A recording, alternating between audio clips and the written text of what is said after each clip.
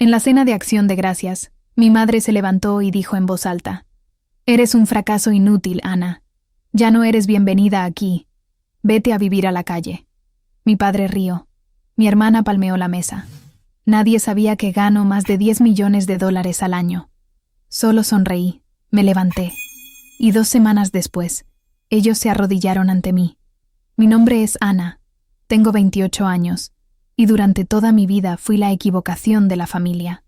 Mientras mi hermana Mariana era la hija perfecta, yo era el mueble viejo que nadie notaba. Cumpleaños olvidados, logros ignorados, insultos disfrazados de preocupación. Lo que mi familia no sabía era que hacía 4 años había vendido mi startup por varios millones. Mantuve el secreto para evitar que me manipularan. Esa noche de Acción de Gracias, sentada en esa mesa donde nunca hubo lugar para mí, algo se rompió para siempre. Mi madre pronunció esas palabras crueles. Todos rieron.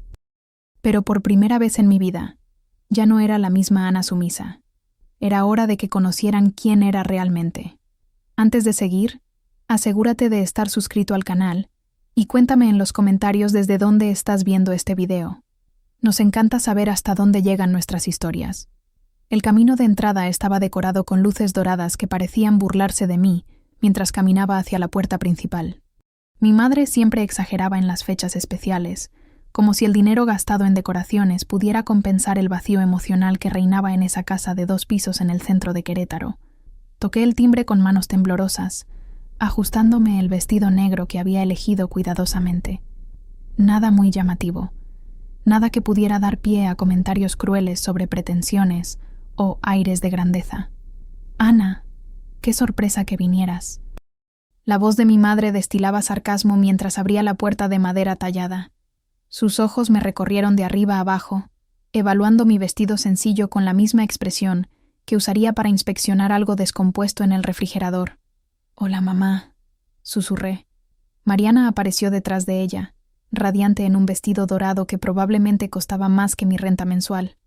Su cabello estaba perfectamente peinado, sus uñas impecables, su maquillaje profesional. No me saludó, ni siquiera me miró. Pasó junto a mí como si fuera parte del mobiliario. «Traje un pastel», murmuré, extendiendo la caja rosa que había preparado con tanto cariño la noche anterior. Había elegido chocolate con fresas, el favorito de mi padre desde que era niña. Mi madre tomó la caja con una sonrisa forzada y la dejó caer sobre el piso de mármol italiano. «Ay, qué torpe soy». El sonido del cartón golpeando el suelo resonó como una bofetada.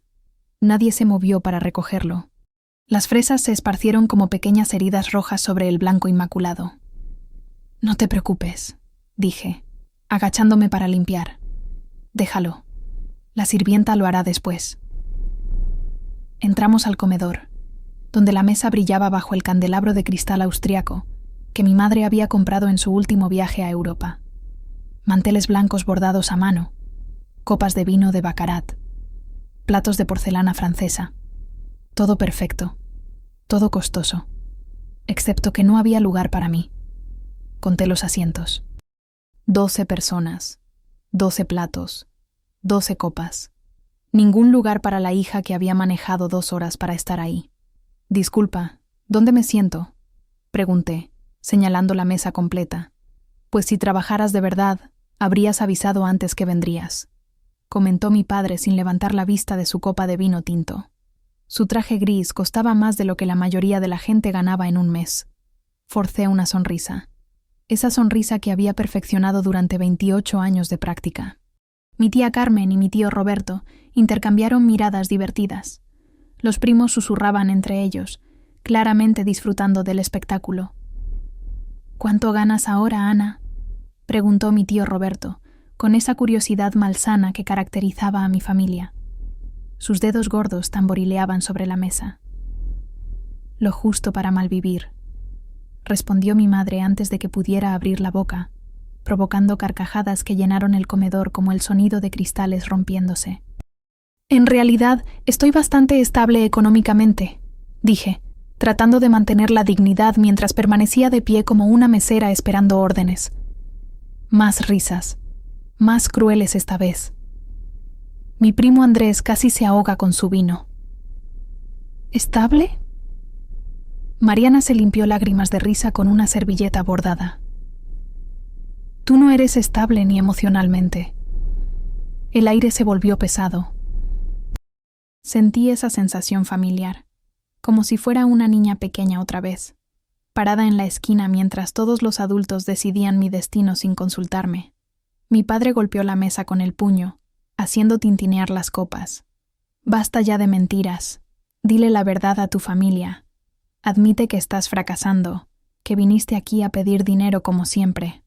Me quedé en silencio, observando esas caras que se suponía debían amarme. Valía la pena discutir. Valía la pena explicarles que mi cuenta bancaria tenía más ceros de los que ellos podrían imaginar en sus sueños más salvajes. Mi madre se levantó lentamente, como si fuera a pronunciar una sentencia. ¿Sabes qué, Ana? Eres un fracaso inútil. Ya no eres bienvenida aquí. Vete a vivir a la calle. Mi padre rió. Mi hermana palmeó la mesa. Los tíos aplaudieron. Pero algo había cambiado dentro de mí. Mientras recogía mi abrigo del perchero de hierro forjado, un recuerdo me golpeó como una ráfaga de viento frío que me transportó 20 años atrás. Tenía 11 años y corría por el pasillo de mi escuela primaria. Era el día de la Feria de Ciencias, y mis pequeñas manos temblaban mientras sostenía mi proyecto sobre energía solar. Había trabajado durante semanas, quedándome despierta hasta tarde bajo la luz tenue de mi escritorio, investigando en libros prestados de la biblioteca, dibujando diagramas con mis crayones desgastados. Cuando la directora anunció los resultados, mi corazón se detuvo. Primer lugar, Ana Delgado. El aplauso resonó en mis oídos como música celestial. Por primera vez en mi corta vida, había destacado en algo. Era la mejor en algo. Corrí a casa con el diploma dorado en mis manos sudorosas, mis zapatos escolares golpeando el pavimento mientras imaginaba la cara de orgullo de mis padres. «Mamá, papá, miren, gané el primer lugar». Mi madre estaba en la cocina, preparando la cena. Tomó el diploma. Lo observó durante unos segundos que se sintieron eternos, y luego lo guardó en el cajón junto a las cuentas de luz. «No queremos que Mariana se sienta mal», me explicó, sin levantar la vista de las zanahorias que estaba cortando. «Ella tiene suficiente presión con sus clases de ballet y piano». «¿Pero es mío?», pregunté, con la voz quebrada. «Ya lo guardé. Anda, ve a hacer tu tarea». Nunca volví a ver ese diploma. Nunca lo colgaron en el refrigerador. Nunca se lo mostraron a nadie. El portazo de la casa me devolvió al presente con un sobresalto. Ahí estaba yo, 28 años después, aún esperando que reconocieran algo bueno en mí. Respiré hondo, sintiendo cómo el aire frío de noviembre llenaba mis pulmones y me recordaba que estaba viva, que aún podía sentir. Esta escena me recordó algo fundamental que había olvidado. Ellos nunca cambiarían, nunca me verían como algo más que un error, un accidente, una carga. Era yo quien tenía que cambiar. «Ana, no seas dramática», gritó mi padre desde adentro, su voz atravesando la puerta de madera maciza. Mariana había sacado su teléfono y me estaba grabando. La veía a través de la ventana del comedor, riéndose mientras documentaba mi momento de locura para sus historias de Instagram. Sus seguidores se divertirían mucho con esto. Caminé hacia la calle sin mirar atrás, mis tacones resonando contra el pavimento como un tambor funeral. La vieja herida se abría otra vez, pero esta vez era diferente. No era solo dolor. Era rabia transformándose en algo más poderoso, más puro. Determinación. Saqué mi teléfono y pedí un Uber, exhalando años de humillación acumulada en una sola bocanada de vapor que se perdió en el aire nocturno. Mientras esperaba bajo la luz amarilla del poste, una pregunta se formó en mi mente como un mantra. ¿Cuánto más voy a soportar esto? La respuesta llegó inmediatamente, clara como el agua de manantial. Ya no más. El Honda gris llegó 5 minutos después. Subí sin ceremonias. Le di la dirección de mi hotel al conductor, un hombre mayor que me miró por el retrovisor con compasión. «¿Todo bien, señorita?» «Mejor que nunca», respondí, y por primera vez en años no estaba mintiendo. Durante el trayecto de 20 minutos, sentía una firmeza extraña creciendo en mi pecho, como si algo que había estado dormido durante décadas finalmente hubiera despertado. Esa noche empezó a cambiar todo. Ya no era la Ana que suplicaba migajas de amor. Era alguien completamente nuevo. La habitación del hotel se sentía como una cápsula del tiempo. Paredes beige, cortinas pesadas, el murmullo constante del aire acondicionado. Me senté en la orilla de la cama king size, aún con el vestido negro puesto, y sentí un temblor que no tenía nada que ver con el frío. Era un terremoto emocional. Algo fundamental se había roto esta noche. No solo mi paciencia o mi dignidad, algo más profundo. La parte de mí que aún creía que podía ganar su amor si me esforzaba lo suficiente. Ya no quería esconder quién era. Ya no quería suplicar amor a personas que me veían como basura. Saqué mi teléfono y abrí la aplicación bancaria. Los números brillaron en la pantalla como pequeños milagros digitales. $10.847.382 en mi cuenta principal. Más de 10 millones acumulados después de 4 años de inversiones inteligentes y royalties de las patentes que había desarrollado. Me quedé mirando esa cifra durante varios minutos. ¿Todo esto para seguir permitiendo abusos? Mi voz sonó extraña en la habitación silenciosa, como si fuera otra persona hablando. Sin pensarlo 2 veces, marqué el número del ingeniero Valdés. Era casi medianoche, pero él siempre contestaba mis llamadas. Había sido mi mentor desde que lo conocí en una conferencia de tecnología en Ciudad de México, hace 5 años. Un empresario respetado que había construido un imperio desde cero y que, inexplicablemente, había visto algo especial en mí. Ana, ¿qué pasó? Su voz sonaba preocupada. Es muy tarde. Jorge, necesito hablar contigo. Mi voz se quebró en la última palabra. ¿Estás bien? ¿Dónde estás? En Querétaro. Acabo de salir de la cena más humillante de mi vida. Hubo un silencio que se extendió como miel espesa. Cuéntame todo. Le narré cada detalle. El pastel tirado en el piso. La mesa sin lugar para mí. Las risas crueles. Las palabras de mi madre como cuchillos. Vete a vivir a la calle. Cuando terminé, él suspiró profundamente. Ana, escúchame bien. No estás rota. Ellos lo están. Esas palabras me golpearon como una revelación. Por primera vez en meses, lloré. No esos sollozos silenciosos que había perfeccionado para no molestar a nadie, sino lágrimas reales, liberadoras, que venían desde lo más profundo de mi alma. He estado pensando en esto durante años, continuó Valdés. La forma en que hablas de tu familia no es normal, Ana. No es amor. Es abuso sistemático. Pero son mi familia. La familia que te toca no siempre es la familia que te merece. Te apoyo en lo que decidas. Puedo estar contigo en esto. Ana comprende que tiene aliados reales. Por primera vez en mi vida adulta, no estaba sola. Tenía a alguien poderoso, respetado, exitoso, que creía en mí, que me veía como una igual. Recordé las palabras exactas de mi madre. Eres un fracaso inútil. Pero esta vez, en lugar de dolor, sentí algo diferente. Rabia pura transformándose en claridad cristalina. Jorge, tengo una idea. Te escucho. Van a entender quién soy realmente.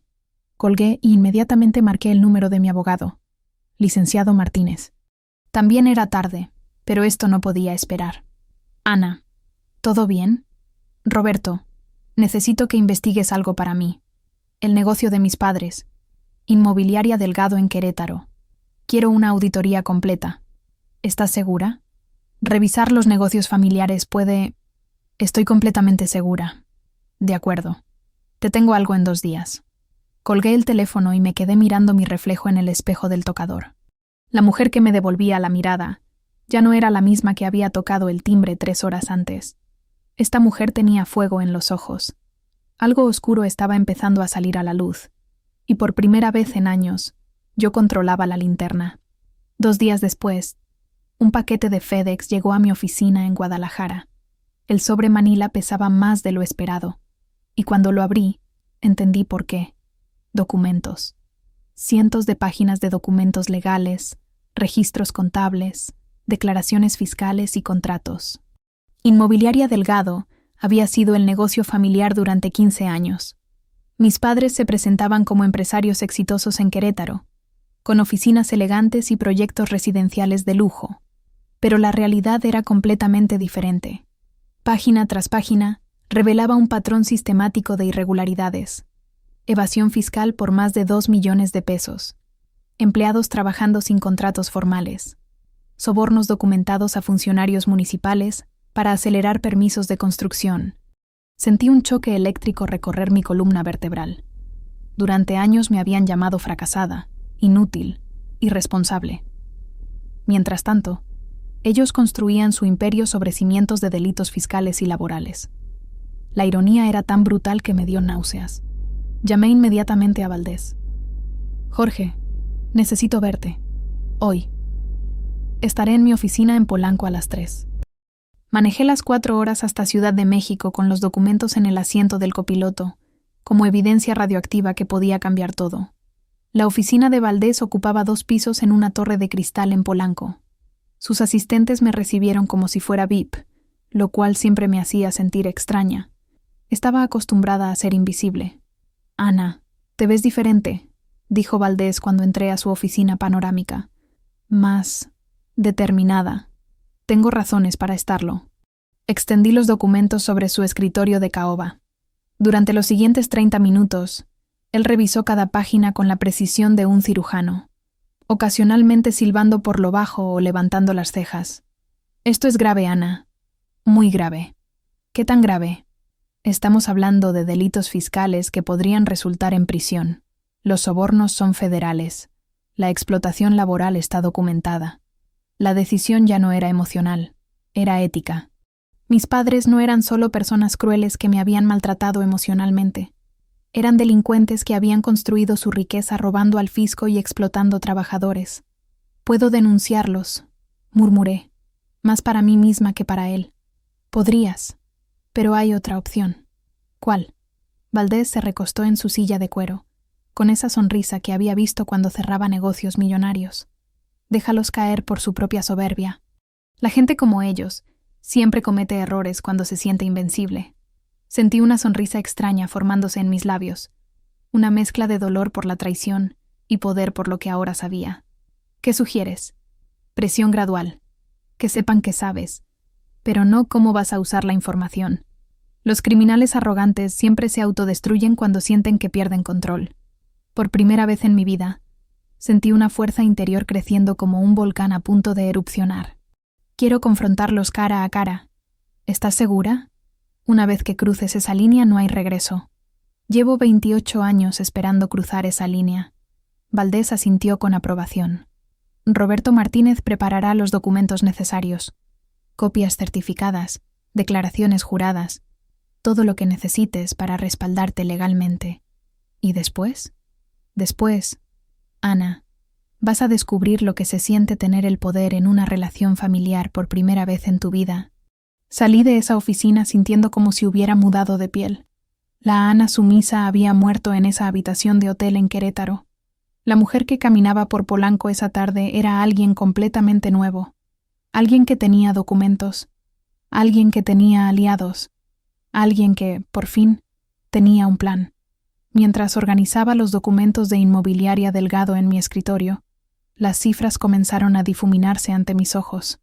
Un recuerdo surgió desde lo más profundo de mi memoria, tan vívido que pude oler el perfume barato que usaba en la universidad. Era mi día de graduación. Ingeniería en sistemas. Summa cum laude. Había trabajado durante 4 años para ese momento.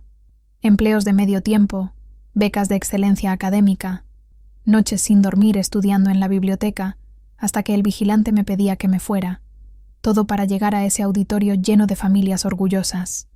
Busqué entre la multitud de rostros sonrientes. Mis padres no estaban ahí.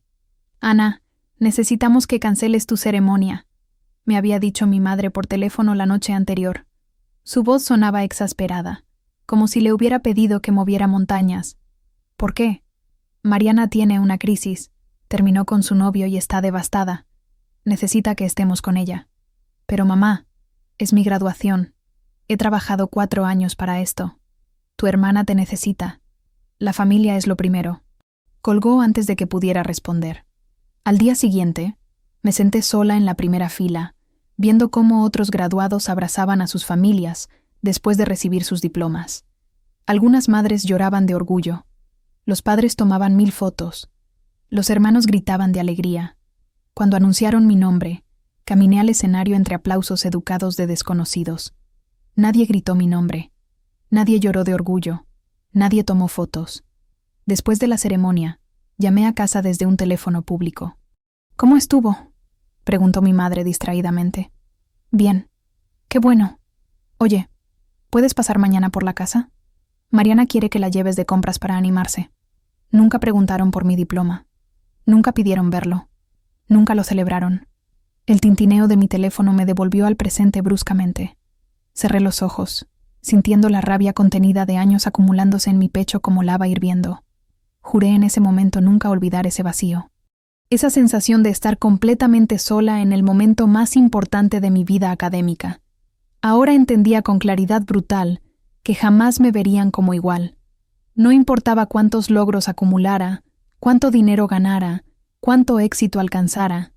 Para ellos, siempre sería la hija problemática, la carga, el error. Ese recuerdo alimentó mi resolución como combustible puro. Saqué mi teléfono y marqué el número de mi padre. «Ana, ¿qué quieres?». Su tono era tan frío que podría haber congelado agua. «Papá, necesito hablar contigo y con mamá sobre lo que pasó en Acción de Gracias». Hubo una pausa larga. Lo escuché suspirar con dramatismo exagerado. «Si vienes a disculparte y a pedirte perdón por tu comportamiento infantil, adelante». Tragué una risa amarga que me quemó la garganta. «Quiero hablar seriamente con ustedes, como adultos».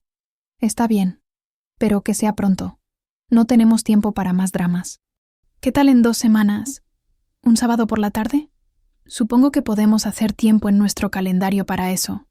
Como si me estuviera haciendo un favor enorme. «Perfecto. Nos vemos entonces». Colgué sin despedirme. No tenía ni idea de lo que se avecinaba. Esa tarde fui al centro comercial más exclusivo de Guadalajara. Compré ropa formal pero humilde, un traje gris discreto, zapatos cómodos, una blusa blanca simple. No quería provocar con lujo ostentoso. No quería que se distrajeran con apariencias. Solo quería mostrar la verdad. Los siguientes días los dediqué a prepararme para el enfrentamiento. Revisé cada documento, memoricé cada cifra, practiqué cada palabra que diría. Valdés me llamó todos los días para asegurarme de que estuviera lista. «¿Cómo te sientes?». Como si fuera un examen final del que dependiera mi vida. En cierto modo, así es. Tenía razón. Este era el momento que definiría si seguiría siendo la Ana sumisa de siempre, o si finalmente me convertiría en la mujer que merecía ser. La cuenta regresiva había comenzado. El primer mensaje llegó 2 días después de mi llamada con papá. «¿Ya conseguiste cartones para dormir en la calle?». Mariana nunca había sido sutil con su crueldad.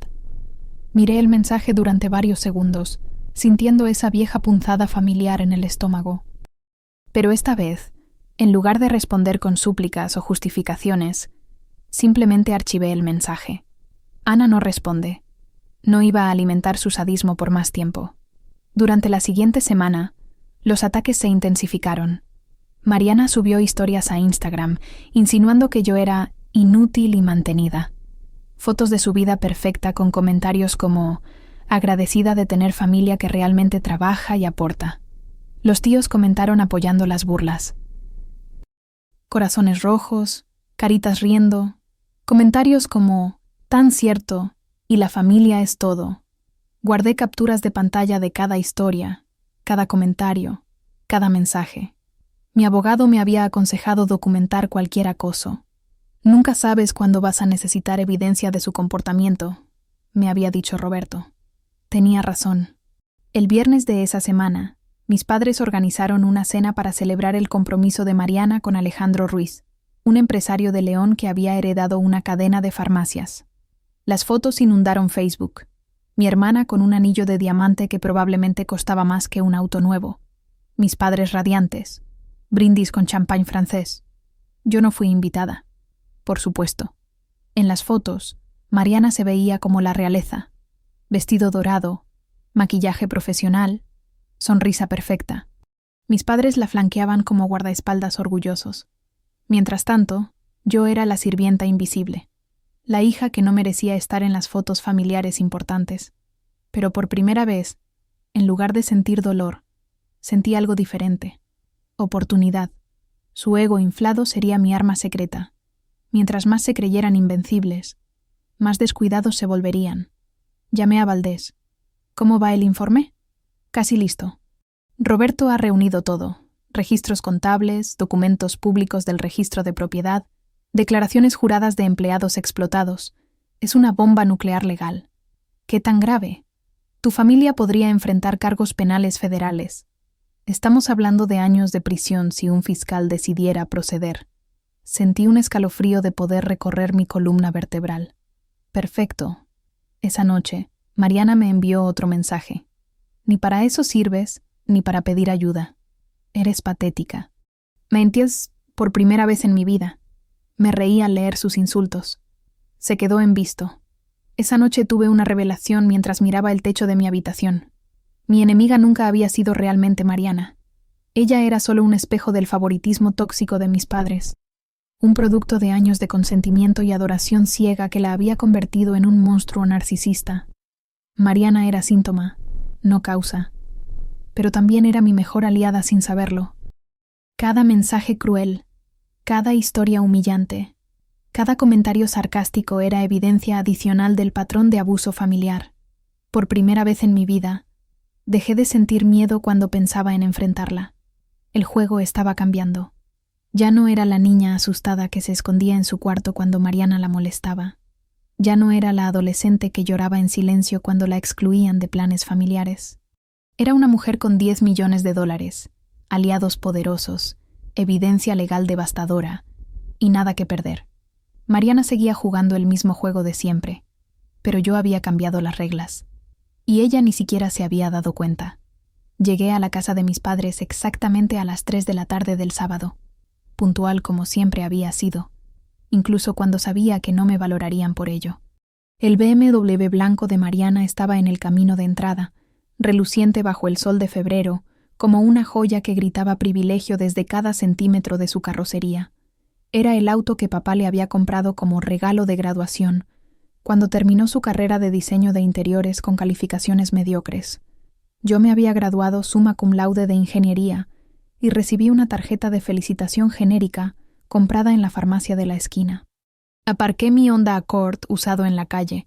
No quería contaminar su entrada con mi fracaso móvil, como Mariana solía llamar a mi auto. Toqué el timbre llevando mi portafolios de cuero negro bajo el brazo. Dentro estaban los documentos que cambiarían todo. 300 páginas de evidencia que destruirían su mundo de mentiras cuidadosamente construido. Mi madre abrió la puerta vestida con un conjunto de casa-palacio color crema, que probablemente costaba más de lo que la mayoría de personas ganaba en un mes. Me miró de arriba a abajo con esa expresión familiar de evaluación crítica, como si fuera una inspectora de calidad rechazando un producto defectuoso. Ana, llegaste. Su tono sugería sorpresa genuina, como si hubiera esperado que no cumpliera mi palabra, como si después de 28 años aún me considerara completamente poco confiable. Hola, mamá. La seguí hacia el interior de la casa, pasando por el recibidor decorado con antigüedades europeas que compraban en sus viajes anuales a París. Cada objeto gritaba dinero, pero ahora yo sabía de dónde venía realmente ese dinero. Entramos al comedor donde mi padre ya estaba sentado en su trono personal, la cabecera de la mesa de caoba guatemalteca, que había costado 40,000 pesos. Estaba leyendo el periódico financiero, con lentes de lectura italianos, que hacían que se viera más importante de lo que realmente era. Sus dedos tamborileaban sobre la mesa, con esa impaciencia característica que siempre mostraba cuando tenía que lidiar conmigo. Mariana ocupaba su lugar habitual a la derecha de papá, como una princesa en su corte. Tenía una copa de vino blanco chardonnay en la mano a las 3 de la tarde porque se lo merecía después de una semana tan estresante planeando su boda de 200,000 pesos. Ninguno se levantó para saludarme. Por supuesto que no. La única silla disponible era la de siempre, la más alejada de la cabecera, la que daba la espalda a la ventana con vista al jardín, la que quedaba ligeramente separada del resto, como si fuera una mesa auxiliar para visitas no deseadas. Me senté sin ceremonia, colocando mi portafolio sobre mis rodillas. Mi padre dobló el periódico con movimientos deliberadamente lentos, como un juez preparándose para dictar sentencia. Sus ojos grises me estudiaron por encima de sus lentes con esa expresión de superioridad moral que había perfeccionado durante décadas. Bien, Ana. ¿Qué excusas traerás ahora por tu comportamiento completamente infantil e inaceptable en Acción de Gracias? Sus palabras cayeron en el comedor como piedras en un lago tranquilo, creando ondas de tensión que se extendieron hacia cada rincón de la habitación. En lugar de responder inmediatamente, saqué el folder manila de mi portafolios con movimientos calculadamente lentos. Lo dejé en el centro de la mesa con un sonido seco que resonó más fuerte de lo que esperaba, como el golpe de un martillo judicial. El efecto fue inmediato y devastador. Mi padre palideció visiblemente, su color saludable de hombre acomodado desvaneciéndose hasta convertirse en un gris cenizo. Sus ojos se fijaron en el folder como si fuera una bomba nuclear activada. ¿Qué es esto? Mi madre se puso nerviosa, su voz subiendo una octava completa. Sus manos perfectamente manicuradas comenzaron a temblar ligeramente, haciendo tintinear sus pulseras de oro contra el cristal de su copa de agua. Respiré profundamente, sintiendo años de ansiedad familiar, décadas de tensión acumulada, saliendo de mis pulmones como el aire viciado de un edificio abandonado. La prueba irrefutable de que no soy yo quien debe sentirse avergonzada en esta familia. Mariana se inclinó hacia adelante como un buitre oliendo carroña, tratando de ver qué había dentro del folder, pero no se atrevió a tocarlo. Su instinto le decía que era peligroso. ¿De qué demonios estás hablando?, preguntó mi padre, pero su voz había perdido toda la arrogancia y autoridad de hace unos segundos. Sonaba como un hombre que acababa de ver a un fantasma. En ese momento exacto, como si hubiera sido coreografiado por el destino mismo, el timbre sonó. Mi madre saltó como si hubiera escuchado un disparo, derramando agua sobre el mantel bordado a mano que había comprado en Florencia. ¿Esperan a alguien?, pregunté, aunque ya sabía perfectamente la respuesta. No, murmuró mi padre, su voz apenas audible. No, repitió mi madre, mirando hacia la puerta como si esperara que entrara la Policía Federal. Me levanté con calma absoluta, caminando hacia la entrada con pasos seguros. Cuando abrí la puerta, ahí estaba Valdés, impecablemente vestido con un traje gris, Oxford de Hermenegildo Segna, que gritaba poder y dinero desde cada fibra italiana. Su presencia llenaba el marco de la puerta como la de un general entrando a conquistar territorio enemigo. Buenas tardes, Ana. Pasa, Jorge. Lo guié hacia el comedor, donde mi familia se había quedado petrificada como estatuas de sal. Valdés emanaba esa autoridad natural que solo tienen las personas que han construido imperios desde cero, que han firmado contratos millonarios, que aparecen en las portadas de Forbes México. Familia, dije con una sonrisa que no llegaba a mis ojos. Él es el ingeniero Jorge Valdés, CEO y fundador de Grupo Valdés Tecnología. Mis padres se quedaron completamente mudos. Incluso Mariana cerró la boca por primera vez en años.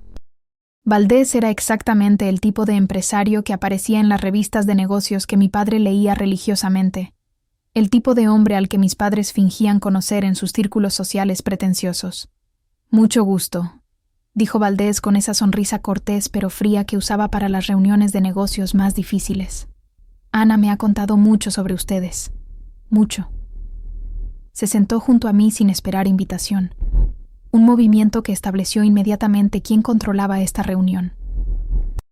¿Qué está pasando aquí exactamente?, preguntó mi padre, tratando desesperadamente de recuperar algo de la autoridad que había perdido. Valdés abrió el folder y comenzó a sacar documentos con la precisión metódica de un cirujano preparando una operación compleja. La dinámica familiar cambió completamente en ese momento. Por primera vez en mi vida, yo no era la que estaba en problemas. Valdés extendió el primer documento sobre la mesa, como si estuviera repartiendo cartas en un juego mortal. Inmobiliaria Delgado, comenzó, su voz clara y profesional, cada palabra articulada con la precisión de un abogado presentando evidencia ante un tribunal. Registro fiscal activo desde 2008. Evasión de impuestos documentada por aproximadamente 2 millones de pesos durante los últimos 5 años. Cada palabra caía como una gota de ácido en el silencio absoluto del comedor. Empleados trabajando sin contratos formales durante los últimos 5 años. Violaciones laborales sistemáticas. Sobornos documentados a funcionarios municipales para acelerar permisos de construcción. Mi padre intentó interrumpir con un gesto débil de la mano. Esto es una conspiración, gritó mi madre, su voz quebrándose como cristal bajo presión. ¿Quién les pagó para investigarnos? ¿Quién está detrás de esto? Nadie me pagó, señora, respondió Valdés con esa calma helada que caracterizaba a los hombres verdaderamente poderosos. La información es completamente pública. Solo hay que saber dónde buscar y tener los recursos para hacerlo correctamente. El silencio se extendió por varios segundos, que se sintieron como horas enteras. Mantuve la calma absoluta, observando las caras que me habían atormentado durante años, ahora pálidas y temblorosas como hojas en una tormenta. Miré a cada uno a los ojos, uno por uno, con una intensidad que nunca había mostrado en esta casa.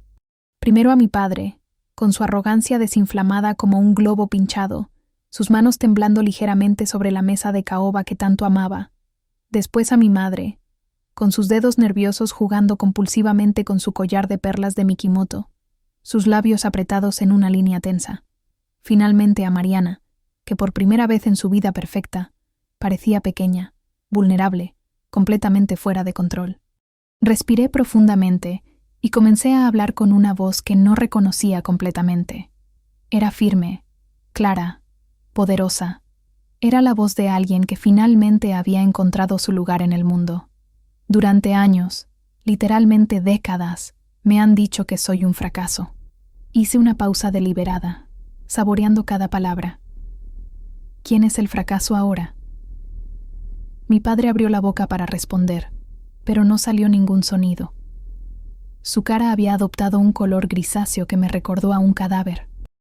Me han dicho repetidamente que vivo de apariencias, que no tengo sustancia real. Sonreí sin humor, sintiendo una satisfacción oscura. ¿Quién vive de apariencias? Señalé los documentos esparcidos sobre la mesa como evidencia en una escena del crimen. Me dijeron en acción de gracias, delante de toda la familia extendida, que debería irme a vivir a la calle. Mi voz se endureció hasta convertirse en acero. ¿Quién debería estar en la calle? ¿Las personas que trabajan honestamente y pagan sus impuestos? ¿O los que construyen su riqueza robando al fisco y explotando trabajadores? Mis padres comenzaron a temblar visiblemente, como animales acorralados. Mariana intentó desesperadamente recuperar algo de su actitud habitual, esa superioridad que había sido su arma durante años, pero cuando habló, su voz salió completamente quebrada. Ana, no puedes estar haciendo esto realmente.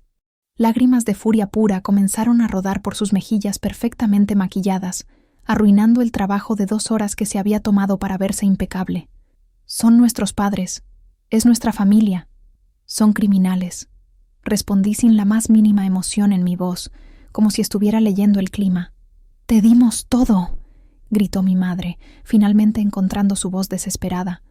Te dimos una casa, comida, educación, oportunidades. Te lo dimos todo. La risa que salió de mi garganta sonó extraña hasta para mí. Era una risa vacía, hueca, completamente desprovista de humor. ¿Todo? No me dieron ni siquiera un lugar en la mesa, ni siquiera un plato, ni siquiera la cortesía básica de reconocer mi existencia. ¿Lo recuerdan? El silencio que siguió fue ensordecedor. Ana, somos familia, intervino mi padre, tratando desesperadamente de usar esa voz paternal que siempre había funcionado para manipularme cuando era niña. Las familias se apoyan mutuamente, las familias se protegen. Las familias verdaderas no destruyen sistemáticamente la autoestima de un niño durante años y años, respondí, sintiendo cada palabra como una liberación, como si estuviera exorcizando demonios que habían vivido en mi alma durante décadas. Las familias verdaderas no esconden los logros de una hija para no opacar a la otra. Las familias verdaderas no humillan públicamente a uno de los suyos por diversión. Valdés intervino en el momento perfectamente calculado. Señores, debo informarles oficialmente que las autoridades fiscales ya están revisando exhaustivamente el caso. Hemos entregado copias certificadas de toda esta evidencia al SAT, al Ministerio Público por los temas laborales y a la Procuraduría General por los sobornos documentados. Todo el color se fue completamente del rostro de mi padre, como si alguien hubiera abierto una válvula y drenado su sangre. ¿Qué quieres de nosotros?, susurró mi madre, su voz apenas audible. No quiero absolutamente nada de ustedes. Ya no. Nunca más. Mariana me señaló con un dedo acusador, su máscara de perfección completamente destruida, su mundo de privilegios desmoronándose. Estás arruinando a toda la familia. Estás destruyendo deliberadamente todo lo que papá y mamá han construido durante años. Me levanté lentamente de mi silla, sintiendo una fuerza interior que nunca había experimentado antes en mi vida. Yo solo dejé de cargar con lo que ustedes crearon. Dejé de ser cómplice de sus mentiras. Pero Ana, imploró mi madre, eres nuestra hija, sangre de nuestra sangre. Soy su hija cuando me necesitan para limpiar sus desastres. Pero no era su hija cuando ganaba concursos escolares. No era su hija cuando me gradué con honores universitarios. No era su hija cuando construí un negocio exitoso. Era invisible. La justicia, después de años de espera, finalmente había llegado. Los rumores comenzaron a circular por Querétaro como un incendio forestal que se alimenta del viento seco del desierto, propagándose de casa en casa, de oficina en oficina, de grupo de WhatsApp en grupo de WhatsApp. Todo empezó con Sandra Morales, una empleada de limpieza que había trabajado para mis padres durante 3 años, sin contrato formal, sin prestaciones, sin ningún tipo de protección laboral. Cuando se enteró de que otras personas habían hablado con abogados sobre las prácticas laborales sistemáticamente abusivas de Inmobiliaria Delgado, decidió romper su silencio y contar su historia completa a un periodista del diario digital más leído de Querétaro. Trabajaba 12 horas diarias, 6 días a la semana, sin prestaciones médicas de ningún tipo, declaró Sandra en una entrevista que se publicó un miércoles por la mañana y que cambiaría todo para siempre. Cuando mi hijo de 8 años se enfermó de neumonía y necesité faltar 3 días para cuidarlo en el hospital, el señor Delgado me dijo textualmente: «Si tu prioridad no es este trabajo, no vuelvas mañana». La historia se viralizó en Facebook en cuestión de 3 horas, compartida más de 5,000 veces con comentarios que iban desde la indignación hasta el horror absoluto. Después llegó Miguel Hernández, un albañil especializado que había construido 2 de los proyectos residenciales de lujo de mis padres durante los últimos 4 años. Su testimonio fue aún más devastador. Nunca nos pagaron las horas extra, que eran muchas porque nos obligaban a trabajar hasta las 11 de la noche para cumplir con fechas imposibles, escribió Miguel en un post de Facebook, que incluía fotos de los proyectos y recibos de pago que mostraban las irregularidades. Nos amenazaban constantemente con reportarnos al Instituto de Migración si nos quejábamos de las condiciones, aunque todos éramos mexicanos nacidos aquí. Solo querían aterrorizarnos para que no exigiéramos nuestros derechos. Las redes sociales se llenaron de historias similares en cuestión de días. Trabajadores explotados que habían guardado silencio durante años por miedo. Proveedores pequeños estafados con pagos que nunca llegaron.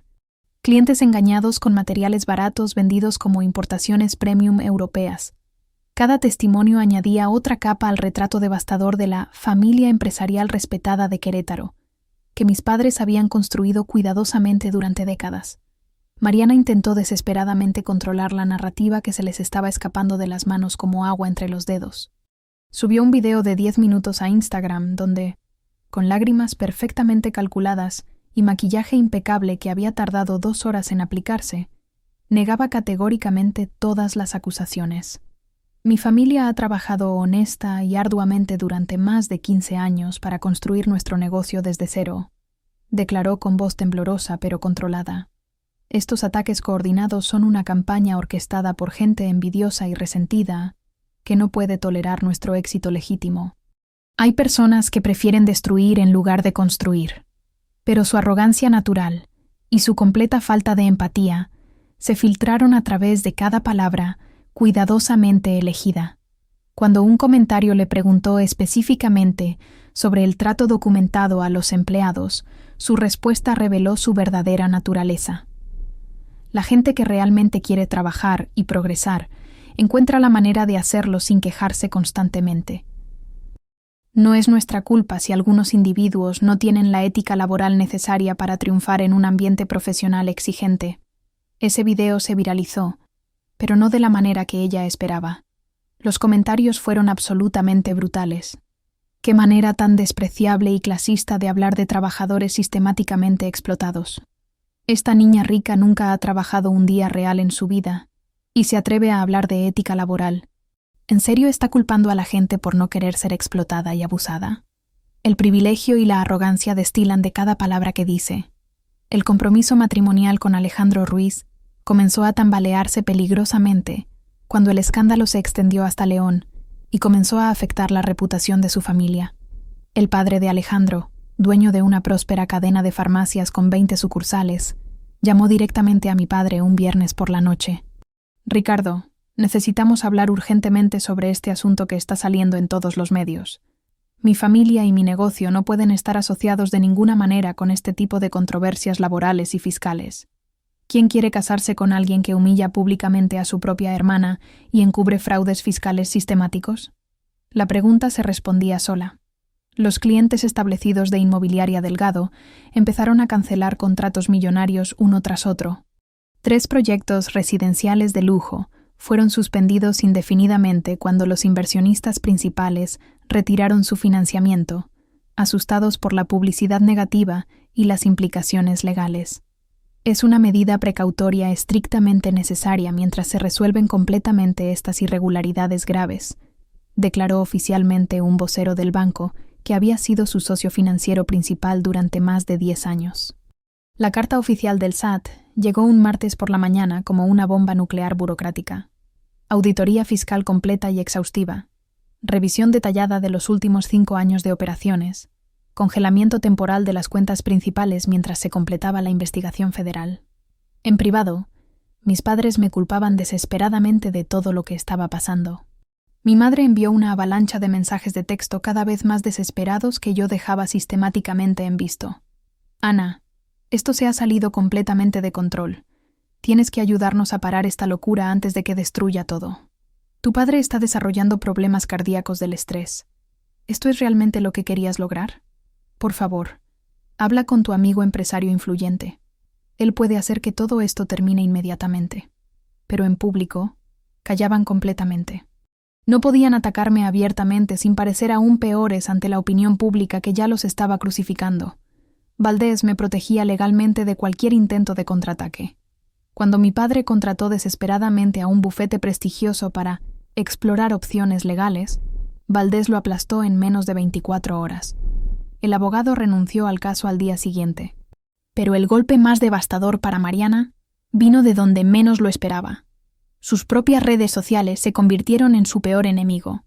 Todo se desmoronó cuando un usuario anónimo recuperó un video que había subido 6 meses antes, donde se burlaba cruelmente de mí durante una cena familiar. En el video, que había grabado sin que yo me diera cuenta, me llamaba la hermana miserable que vive de fantasías patéticas, mientras otros familiares reían a carcajadas. Los comentarios fueron implacables y demoledores. Mariana sufrió lo que solo puede describirse como un colapso emocional completo, transmitido en vivo a sus seguidores. La familia Delgado se estaba desmoronando como un castillo de naipes, construido sobre cimientos de mentiras, crueldad y explotación sistemática. Desde mi oficina en Guadalajara, observaba todo esto desarrollarse con una calma que me sorprendía. No sentía placer sádico viendo su autodestrucción. Era algo más limpio, más puro. Alivio absoluto. Mientras leía los titulares devastadores del periódico local sobre el escándalo Delgado que sacude los cimientos empresariales de Querétaro, un recuerdo surgió desde las profundidades más oscuras de mi memoria infantil, el más doloroso de todos, el que había definido mi comprensión fundamental sobre mi lugar en esa familia. Tenía exactamente 15 años. Era octubre, plena temporada de huracanes, y una tormenta tropical había azotado Querétaro, con una fuerza completamente inusual para nuestra región del centro del país. Los meteorólogos no habían predicho la intensidad que alcanzaría.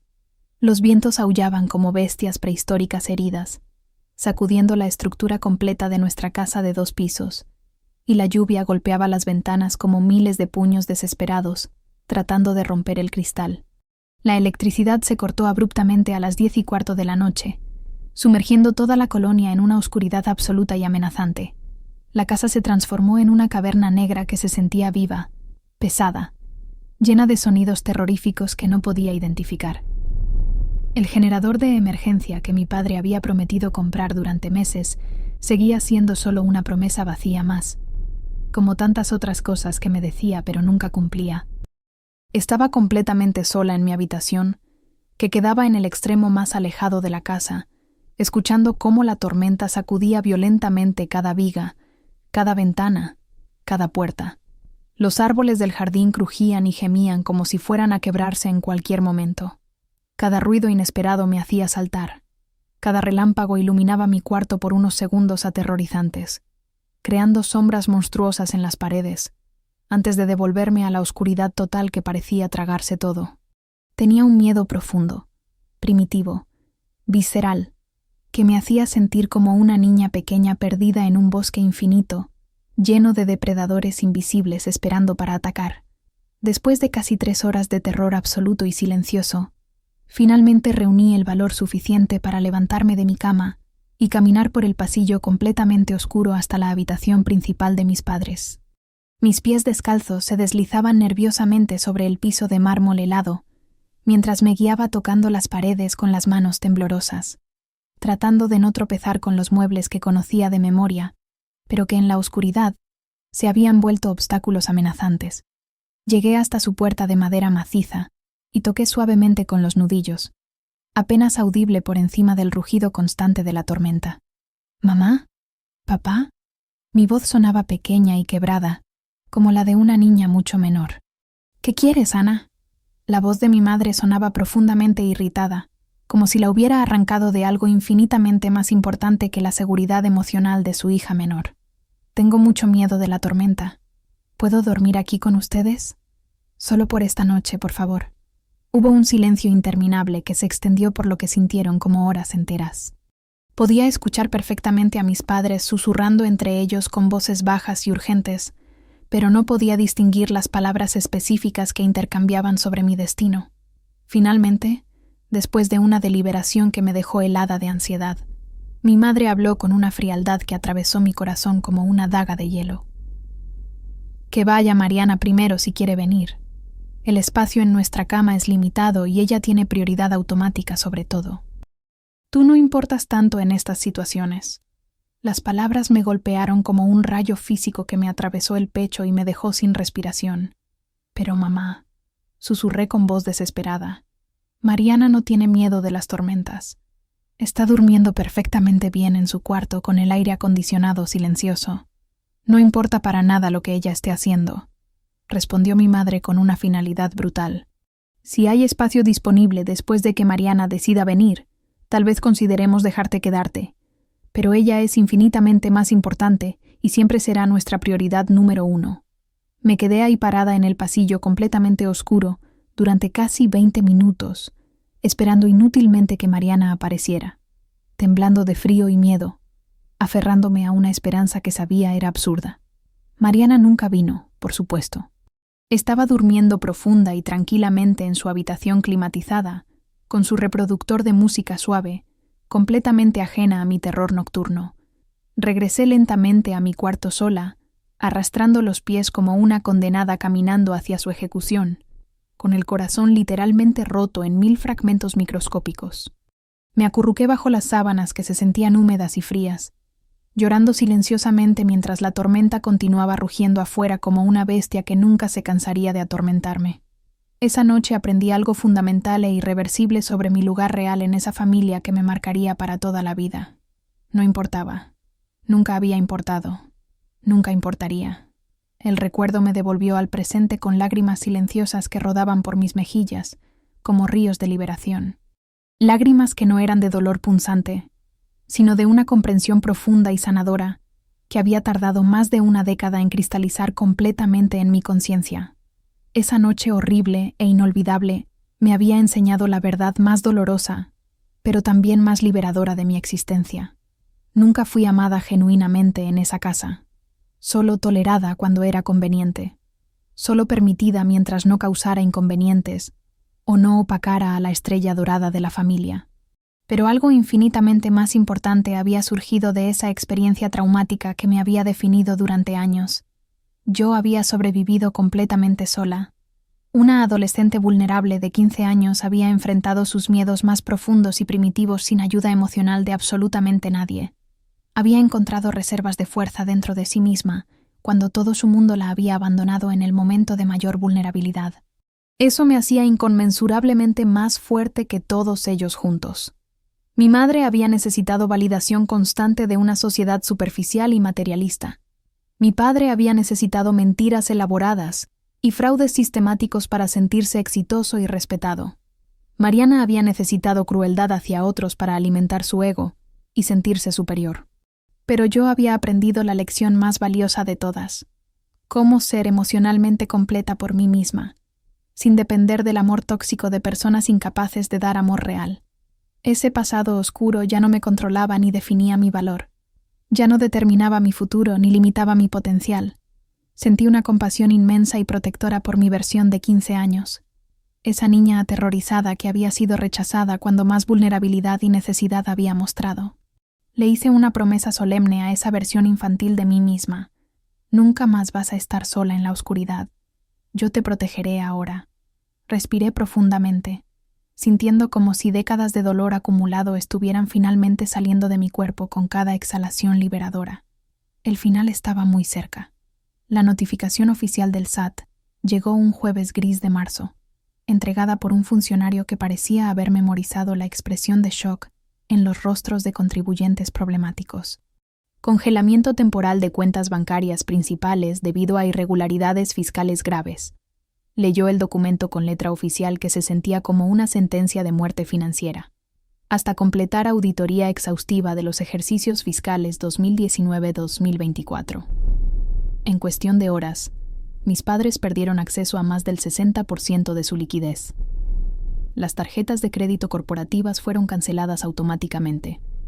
Los préstamos bancarios entraron en estado de revisión especial. El negocio de Inmobiliaria Delgado quedó oficialmente bajo auditoría federal completa. Sellos oficiales aparecieron en las puertas de sus oficinas principales. Los empleados fueron enviados a casa indefinidamente. Los proyectos en construcción se detuvieron abruptamente cuando los contratistas no recibieron pagos programados, pero el golpe más devastador para Mariana llegó esa misma semana. Alejandro Ruiz la citó en un restaurante elegante del centro de León, el mismo lugar donde había pedido matrimonio 6 meses antes con una propuesta cinematográfica que había costado más de 50,000 pesos en producción. Mariana, esto no puede continuar, le dijo con la frialdad de un hombre de negocios cerrando una transacción fallida. Mi familia ha decidido que esta asociación representa un riesgo reputacional inaceptable para nuestras empresas. ¿Asociación?, replicó Mariana, su voz quebrándose como cristal bajo presión. ¿Así llamas a nuestro matrimonio? Llamaba, en tiempo pasado. Alejandro deslizó el anillo de compromiso de 4 quilates sobre la mesa de mármol, como si fuera una cuenta que necesitaba ser saldada. La boda está cancelada. Los depósitos no son reembolsables, obviamente. Considera eso mi contribución final a tu situación. Mi madre entró en una depresión clínica severa que la mantuvo en cama durante semanas enteras. Dejó de bañarse, de arreglarse, de mantener las apariencias sociales que habían sido su religión durante décadas. La mujer que había organizado fiestas de beneficencia para 200 personas, ahora no podía siquiera contestar el teléfono. Todo está arruinado, repetía como un mantra en conversaciones telefónicas que yo escuchaba a través de mensajes de voz desesperados. 20 años construyendo nuestra reputación, destruidos en 2 meses. Mi padre enfrentó multas que superaban los 5 millones de pesos, más intereses moratorios que se acumulaban diariamente como una avalancha financiera imparable. La Procuraduría General abrió una investigación formal por los sobornos documentados. Su abogado le aconsejó prepararse para posibles cargos penales. Esto podría significar prisión, Ricardo, le explicó su defensor legal, durante una consulta que duró 4 horas y costó 40,000 pesos. Necesitamos explorar un acuerdo con las autoridades antes de que esto escale aún más. La reputación social que habían construido meticulosamente durante 2 décadas se desintegró como azúcar en la lluvia. El escándalo había trascendido las páginas de negocios y llegado a las secciones sociales de todos los periódicos regionales. La caída de una dinastía empresarial, tituló El Universal Querétaro, en una investigación de primera plana que incluía fotos de sus propiedades confiscadas. Nadie quería asociarse con los Delgado. Las invitaciones a eventos sociales simplemente dejaron de llegar. Los socios de golf los evitaban abiertamente. Las esposas de sus antiguos amigos cancelaban comidas y reuniones con excusas cada vez más transparentes. Los mismos tíos que habían aplaudido mi humillación en Acción de Gracias ahora se alejaban como si la familia tuviera una enfermedad contagiosa.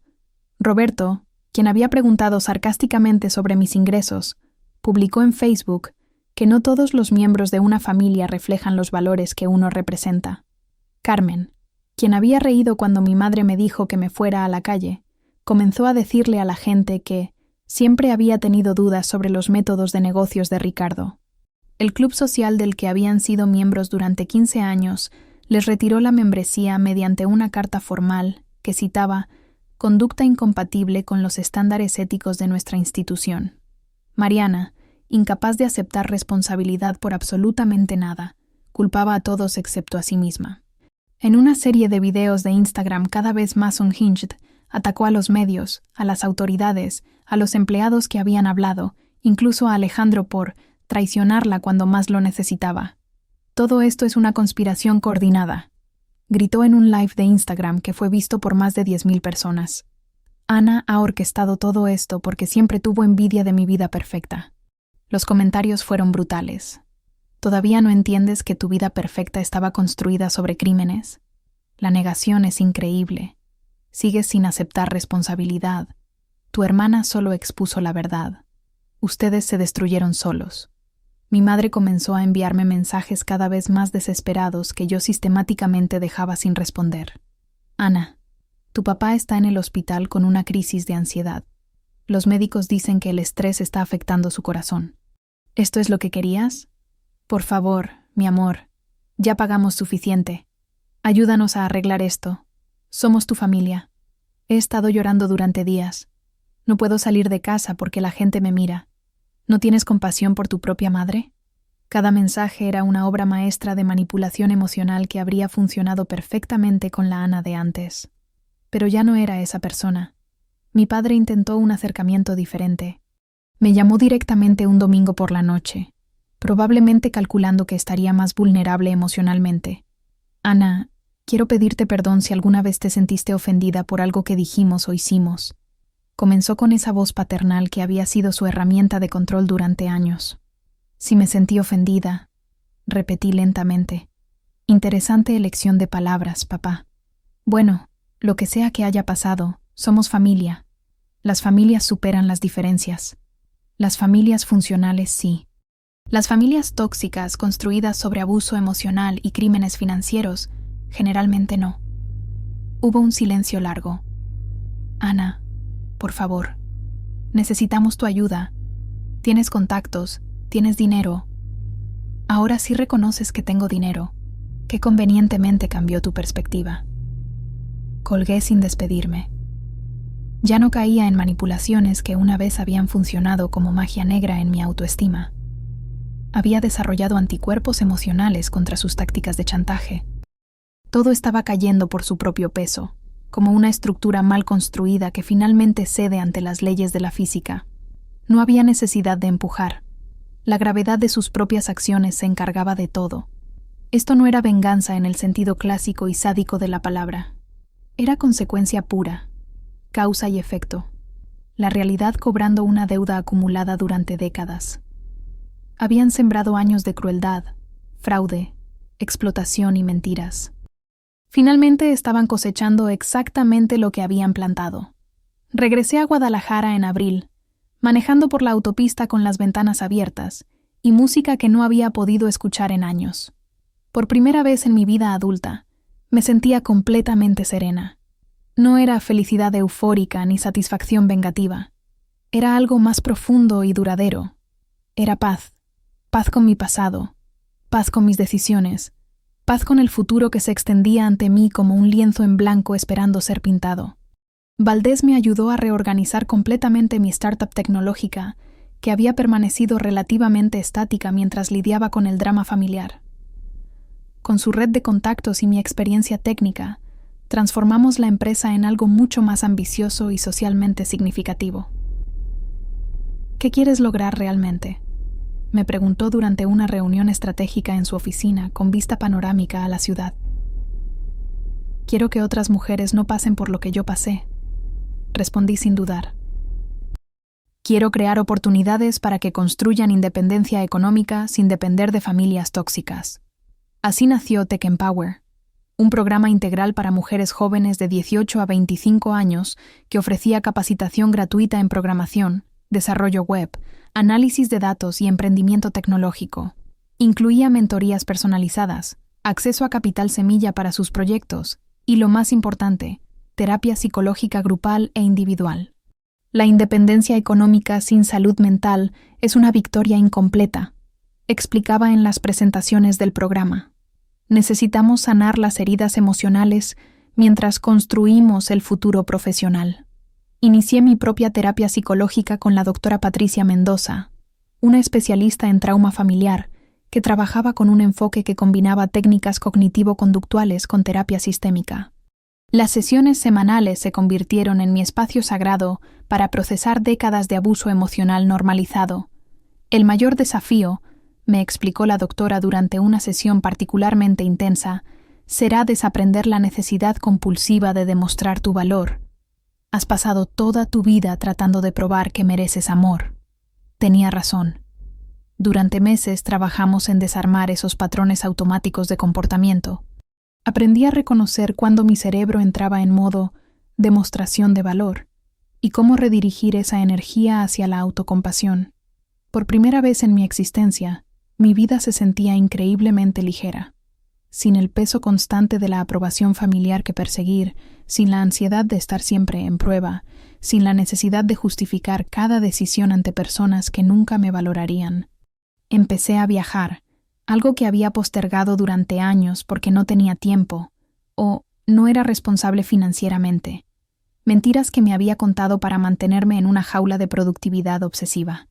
Oaxaca en julio me enseñó sobre comunidades que funcionan con reciprocidad genuina, en lugar de explotación. Las familias zapotecas que conocí me mostraron cómo se ve el apoyo real, incondicional, sin agenda oculta, sin contabilidad emocional.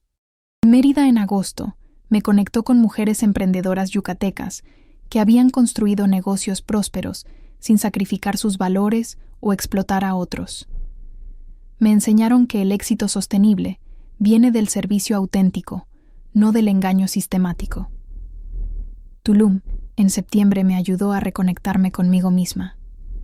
Meditaciones al amanecer frente al océano Caribe me mostraron lo que se siente existir sin la banda sonora constante de crítica interna que había heredado de mi familia. Me enamoré profundamente de la vida que había construido desde cero, no de las posesiones materiales ni de los números en mi cuenta bancaria, sino de la libertad fundamental de tomar decisiones basadas en mis valores, en lugar de en el miedo al rechazo. Conocí personas que me valoraban por quien era realmente, no por lo que podía hacer por ellos. Amigos que celebraban mis éxitos sin envidia, colegas que respetaban mis límites. Personas que entendían intuitivamente que las relaciones saludables se basan en mutualidad, no en jerarquías de poder. Dejé de revisar los mensajes familiares. Al principio fue un esfuerzo consciente, pero después se volvió natural. Simplemente ya no me importaba lo que estuvieran haciendo o diciendo. Habían perdido relevancia emocional en mi vida. Aprendí a poner límites de acero revestidos de terciopelo. Cuando situaciones o personas activaban mis traumas familiares, sabía exactamente cómo protegerme sin culpa ni explicaciones extensas. No, gracias, se convirtió en una oración completa que no requería justificación. No me siento cómoda con eso. Se volvió una declaración de poder personal, no una invitación a debate. Con el tiempo, comencé a sentir gratitud genuina por no haber denunciado directamente a mis padres ante las autoridades. La verdad, había hecho todo el trabajo necesario sin que yo tuviera que convertirme en el instrumento directo de su destrucción. Eso había preservado mi integridad moral mientras permitía que la justicia siguiera su curso natural. Durante mis sesiones de terapia, a menudo pensaba en mi niña interior. La visualizaba como una pequeña de 8 años con coletas despeinadas y ojos demasiado serios para su edad, sentada sola en una esquina mientras otros niños jugaban. Le prometía cosas simples pero profundas. Nunca más vas a estar sola. Nunca más vas a suplicar amor. Ahora yo te protejo. Sentía un orgullo auténtico y merecido por la mujer en la que me había convertido. No orgullo arrogante o comparativo, sino el orgullo silencioso de alguien que había enfrentado su peor pesadilla y había emergido no solo intacta, sino fortalecida. La libertad nunca se había sentido tan tangible, tan real. Era la libertad de despertar cada mañana sin ansiedad sobre qué crítica recibiría ese día. La libertad de tomar decisiones sin calcular cómo afectarían la aprobación de personas tóxicas. La libertad de existir simplemente porque tenía derecho a existir. A veces la familia que te toca es la que más te hiere. Reflexioné durante una caminata por el malecón de Puerto Vallarta. No estás obligado a quedarte donde te destruyen, escribí en mi diario esa noche. El amor propio empieza cuando dejas de suplicar amor, publiqué en mi Instagram personal, un post que se volvió viral y me conectó con cientos de mujeres con historias similares. Ana no había ganado por tener más dinero que su familia tóxica. Había ganado porque finalmente había dejado de mendigar migajas emocionales de personas incapaces de dar amor real. Su paz era su victoria más grande, porque nada duele más a un abusador que perder completamente a su víctima. Y nada sana más profundamente que encontrar tu propio valor inquebrantable. Si esta historia te impactó, deja tu like y suscríbete ahora mismo. Y no esperes más. Haz clic en el video que acaba de aparecer en tu pantalla y disfruta la próxima historia. Hasta allá.